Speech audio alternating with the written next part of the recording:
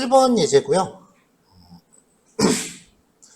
이제 반복문이 진행되면은 이제 일정한 범위 안에서 규칙적으로 변하는 값을 우리가 갖게 되는 거예요. 이제 그걸 가지고 뭘 할까? 여러 가지 이제 응용 패턴들을 우리가 확인할 수 있는데, 그 중에 가장 기본적인 거는 그 변화하는 값들의 합계를 구하는 거예요.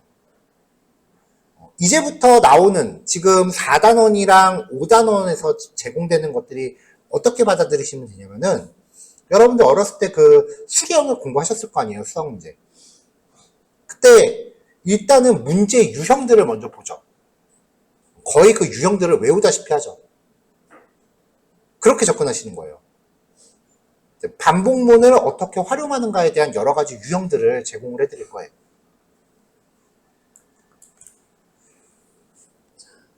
자, 조건식에서 i라는 변수를 이제 들먹이고 있어요. 보통 조건식이 이렇게 들어가면은요, 변수 이름을 거의 i라고 많이 잡아요. 왜냐면은 이게 순차적으로 증가하는 값이잖아요. 이런 식으로 이제 순차적으로 증가하는 값들을 프로그래밍에서는 인덱스라고 해요. 원래 이 인덱스의 의미가 색인이라는 뜻인데,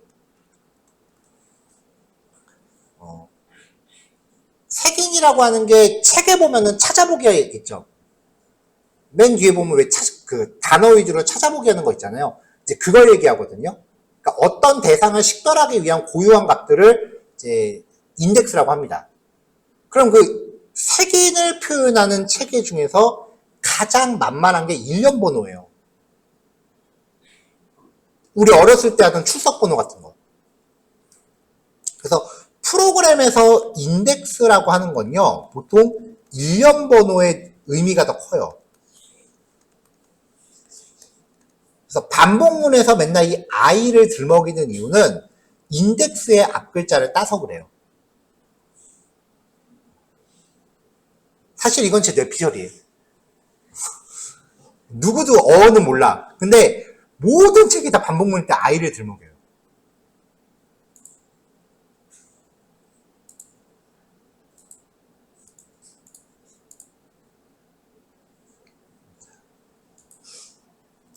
자, 그럼 이제 요 i에 대해서 하는 게 조건식이니까 이걸 가지고 요 변수를 최초로 만드는 초기식을 찾아야죠. 자, 여기가 초기식이네요. 그러면 요 변수의 값을 변화시키는 증감식을 찾으면 되죠. 자, 그럼 1부터 10보다 작거나 같다니까 10이 포함되죠. 그러니까 i의 변화량은 1부터 10까지 1씩 증가합니다. 여기 적어놨어요. 이제 이걸 가지고 표를 또 만들어요. i는 1, 2, 3, 4, 5, 6, 7, 8, 9, 10. 자, 그 다음에 이제 새로운 변수가 하나 또 있네요. x는 0이래요. x라는 변수를 만들죠.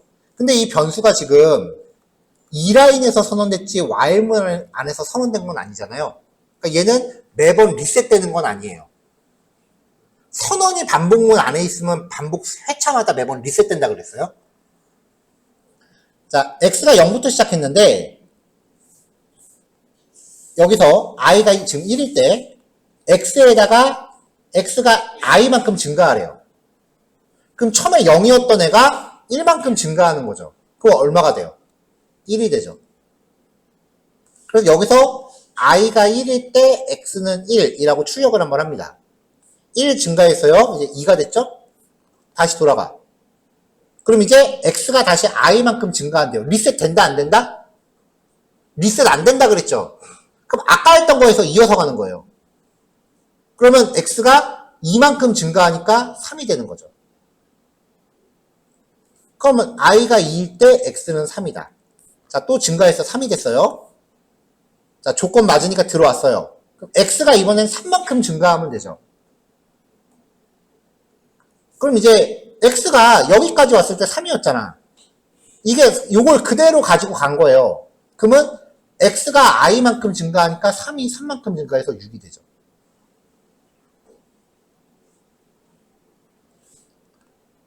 자, 그럼 이제 또 i가 증가해서 4가 됩니다. 또 올라갔어요. 그러면 이제 6이 4만큼 증가하는 거죠? 10이 되죠. 규칙 나오죠, 이제. 이렇게 계속하면 요 x는요, i만큼 계속 증가를 하는 거예요. 계속 이어서. 만약에 이 코드 안에서 x는 0이라고 넣어버리면 대입의 의미가 뭐예요? 기존에 있던 값 다 밀어버리고 이걸로 덮어 쓰라는 거잖아요. 근데 이게 지금 없었죠. 기존의 x 값에다가 i만큼 계속 증가하라는 거니까 반복이 되면서 계속 이어서 가는 거예요. 자, 그래서 x가 매번 i만큼 증가합니다. 그래서 x의 최종값은 아마 55일 거예요. 하도 많이 해서 결과값도 외웠어요. 자, 그러면 이 x가 i의 합산을 계속 하려면은 x가 i만큼 계속 증가하는 거예요. 그러면 이 x가 처음에 리셋이 되면 되겠어요? 안 되겠어요? x가 반복문 안에서 리셋이 되면 되겠어요? 안 되겠어요? 안 되죠. 그러니까 합계를 구하기 위해서는 반복이 시작되기 전 합산에 사용할 변수를 0으로 초기화해 놓고 시작해야 돼요. 만약에 이게 1이면 기껏 i에 대한 합계를 다 했는데 1을 더 더하는 꼴이 되는 거죠. 전체 합산 결과에 영향을 주지 않고 만드는 값은 0이 유일해요. 합산에서는. 자, 공식처럼 외우세요. 합계를 구할 땐 반복문 시작 전에 변수를 무조건 0으로 세팅하고 들어갑니다. 공식이에요.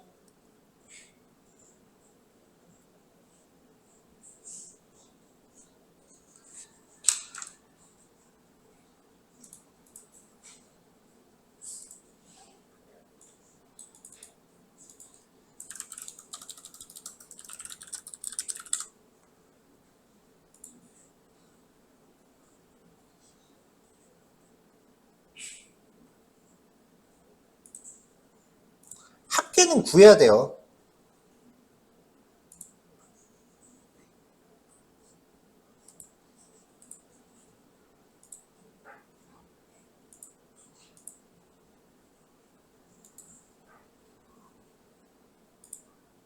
아까 봤던 셰프다.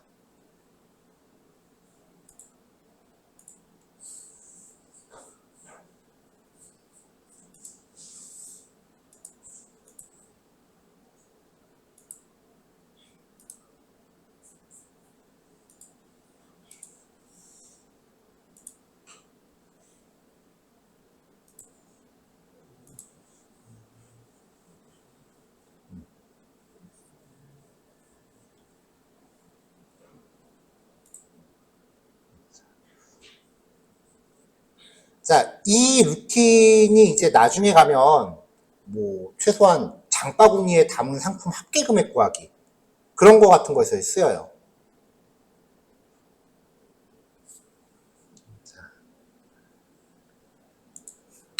자, 합계를 구할 때는 이제 누적 합산을 수행할 변수를 0으로 초기화하고 들어간다. 네, 꼭 기억하세요. 공식이에요. 자, 여러분들이 만나는 반복문의 거의 99.9%는요, 증감식에서 항상 1씩 증가시킬 거예요. 근데 이게 반드시 이러라는 건 아니거든요.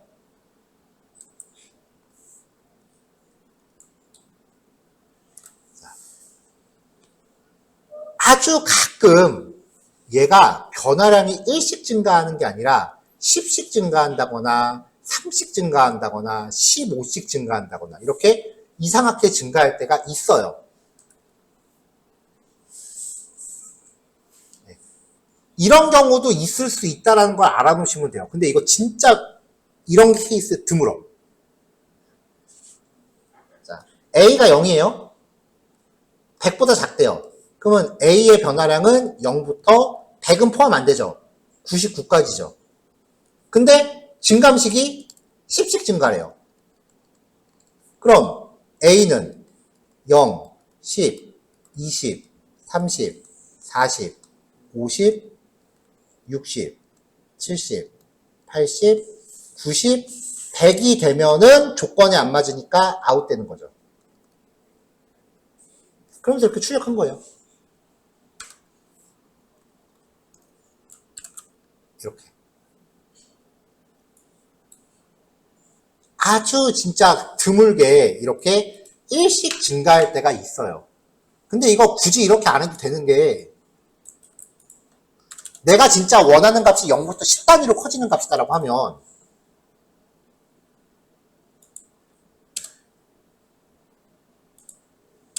자, 이렇게 해버리면은 0부터 9까지죠. A가 0부터 시작해서 10보다 작은 동안 1씩 증가니까 이렇게 하면 0부터 9까지죠. 이렇게 하면 0부터 9까지죠. 근데 내가 원하는 게 10단위로 커지는 값이야. 그럼 여기에 출력할 때 10 곱해도 돼요. 뭐로 가도 서울로만 가면 돼. 그러니까 반드시 1씩 증가하라는 법도 없고 꼭 10씩 증가시키라는 법도 없어요. 방법은 많아. 그쵸. 그래서 이런 그 코딩 유형은요, 꼭 한 가지 풀이만 있는 게 아니에요. 풀이가 여러 가지가 있어요, 항상. 물론 지금 우리가 하고 있는 것들은 워낙 간단한 거기 때문에 풀이가 그렇게 많이 나오진 않는데 뒤에 나오는 문제 같은 경우는 풀이가 여러 가지 문제들이 꽤 많아요. 그래서 여기만 봐도 지금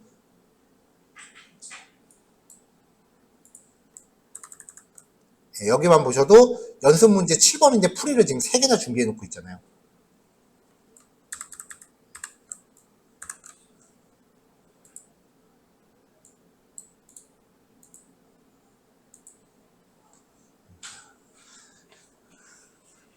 자, 그리고 이 증감식이 항상 증가만 하는 것도 아닙니다. 감소할 때도 있어요. 어쨌건 반복문이라는 거는 범위를 주어주고 그 안에서 몇 번 하는가예요.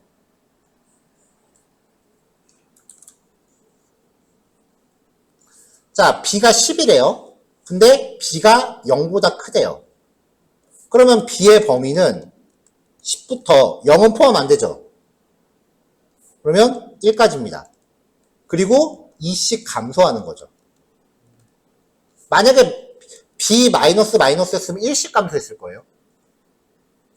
자, 그럼 b의 변화는 10, 8, 6, 4, 2. 여기서 또 줄어들면 0이 되는데 0에서는 조건 안 맞으니까 아웃.